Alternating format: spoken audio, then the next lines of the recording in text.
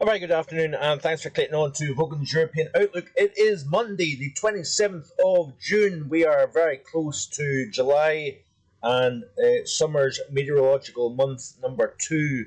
What a weird, wacky June it has been across many parts of Europe. But actually, if you think it's been weird and it's been wacky, you only have to go back to the summer of 2015, where we've seen record cool days, record warm days during the month of July. And, when it comes to weather and short term climate, our memories are pretty darn short, even my own included. So I'm not criticizing anybody in particular. We all can forget what has happened in the past. Why can you not see me today? That's not a bad thing, is it? It's actually because I want to look at the chart off the Climate Reanalyzer site in just a second here, looking at the 3-day temperatures, precipitation, 500 millibar height anomalies, etc., etc. But firstly, I want to look back at yesterday. This was the scene on the M74, temperature 11 Celsius at 1:30 in the afternoon. Heavy rain, persistent rain, and spray along with gale force winds. Just amazing stuff, actually.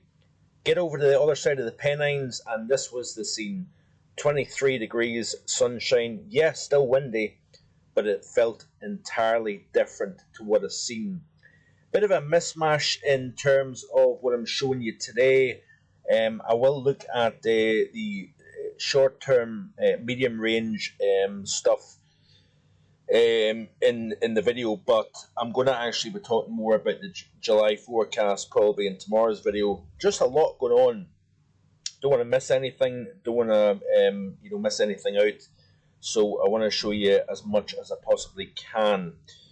So certainly across the UK, low pressure is now starting to weaken, but we're still seeing the influence of low pressure and cool air coming in off the Atlantic, hence why we're seeing temperatures largely below normal across Spain, Portugal, Western France, Western UK, Ireland. You're still waiting on summer arriving, I'm afraid. Warmer than normal across Scandinavia, where we're seeing temperatures into the 30s yesterday.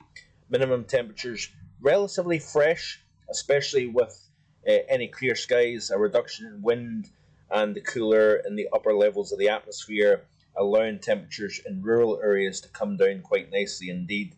But certainly over the next 3 days, it's going to start to hot up Spain, Portugal, France, into the southern half of the UK, but nothing exceptional, nothing to really write home to. Certainly across southern portions of Europe, extending up into southern Scandinavia, near 30 degrees in Stockholm, as you can see here, 25 Copenhagen, 39 degrees on the west coast of Italy, and we're seeing temperatures into the mid to high 40s in the north of Africa, as you can see here. Winds over the next 3 days, you can see here low pressure south of Iceland. We're pulling our air in off the Atlantic, keeping those temperatures at bay, keeping the heat at bay. Notice here a lack of wind across mainland Europe here. High pressure, hot conditions coming out of Africa, through Italy, through the Balkan region, and then the central and northern portions of Europe here. But that area of low pressure stuck to the northwest of the UK deflects the heat eastwards here, and that has been the story throughout the course of June overall. Looking at precipitation wise, always wettest across Ireland, Northern Ireland, Scotland, western flank of England and Wales. Very little in the way of rain. London, southeast, and East Anglia as well, as you can see here. Got quite a swathe of rain, if you notice here. High pressure to the east, low pressure to the west. We've got this boundary in between the two air masses here. So Atlantic air largely dominating western portions of Iberia and France. But of course, we've got all the heat across Central and Eastern Europe.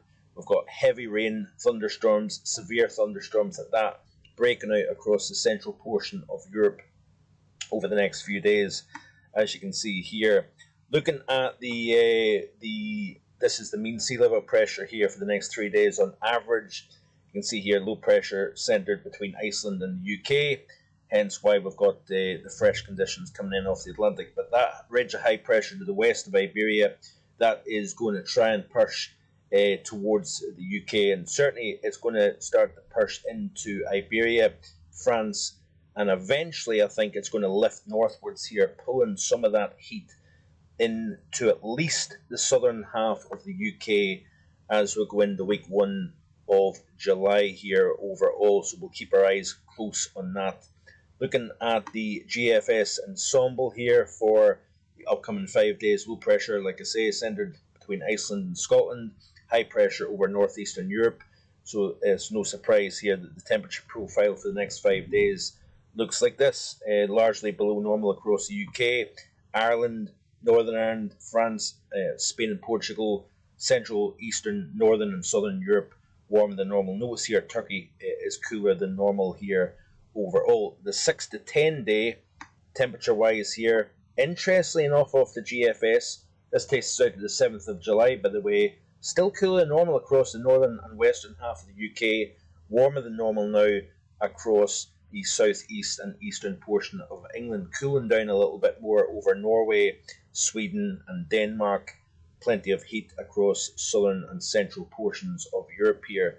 How's the 500 millibar height anomaly chart looking like for the 6 to 10? You can see here that we're starting to see that low pressure system centre more between Iceland and Scandinavia, hence why we're still seeing fresher conditions across the northern half of the British Isles. High pressure to the west of the UK, a centre of high pressure to the west that could argue that we try to pull in air kind of coming in from the northwest. That can trim back or at least limit temperatures at the surface over the UK, but certainly we would cool things down across Scandinavia, as you can see here. Even looking out to the 12 to 16 day, this is a way out. High pressure trying to topple its way in off the Atlantic into the UK, trough over Scandinavia, 2 metre temperature anomalies, well, you would expect to see warmer than normal. Average actually across Scotland, but warmer than normal across England, Wales. Finally, Ireland may try and get something cooler than normal across Scandinavia. Overall, precipitation wise, you can see here upcoming 7 day period. Get back to the first week. You can see here wet than normal firmly across Ireland, Northern Ireland, especially across Scotland, drier than normal further south. Wetter than normal down from Norway, Sweden, down the spine of the central portion of Europe, as you can see here, with that boundary between Atlantic and continental. Even through the 6 to 12 day period, starting to see things drying out. High pressure trying to build in off the Atlantic will start to dry things out overall. Now, I am in the process, you can see here, I'm writing out the forecast for the month of July. Lots of information on this, looking back at the month of June. As you can see here, this isn't even published yet, by the way, so you're getting a little sneak preview of what to expect on marvloganweather.com. This will be available, by the way, later on today, so do check that out when it is available. There is a lot of work being put into that, and I certainly try to show you as much as I possibly can overall. So that's it for today. Thanks for watching. Always appreciated. Please drop a comment and share your thoughts, and click the like button. If you haven't already done so, please subscribe to the channel, and we will continue to see this pattern as we evolve and push towards the middle portion of summer. How will July turn out? It's going to be interesting, that's for sure. Have a great day, rest of your Monday. Bye for now.